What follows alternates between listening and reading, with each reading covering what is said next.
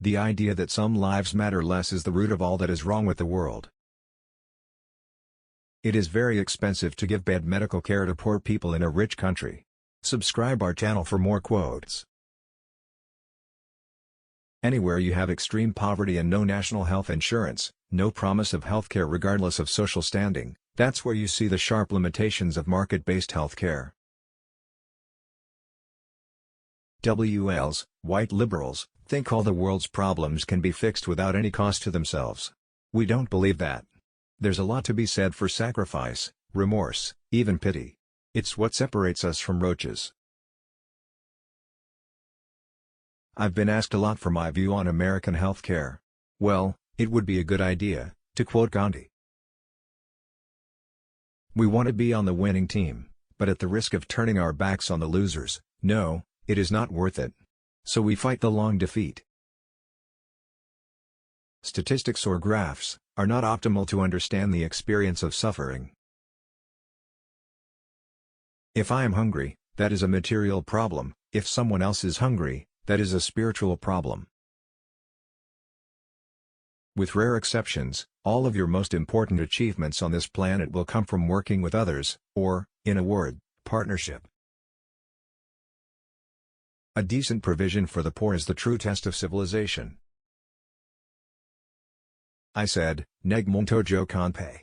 The free man is still standing. And she replied, powerfully, "Sherry, neg mon pap jam and craze my dear, the free man will never be broken." The basis of our preferential option for the poor to say, "I accompany them not because they are all good, or because I am all good, but because God is good."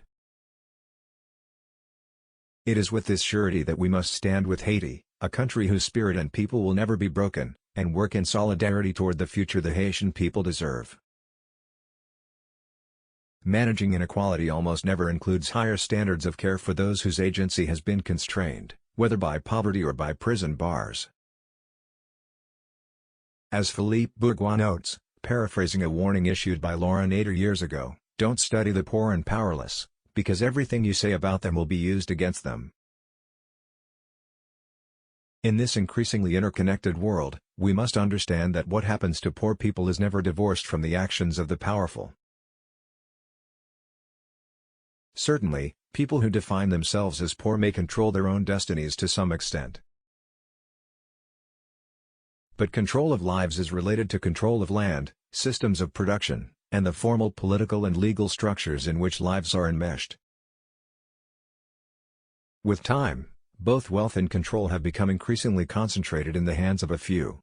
The opposite trend is desired by those working for social justice. There is an enormous difference between seeing people as the victims of innate shortcomings and seeing them as the victims of structural violence. Indeed, it is likely that the struggle for rights is undermined whenever the history of unequal chances, and of oppression, is erased or distorted.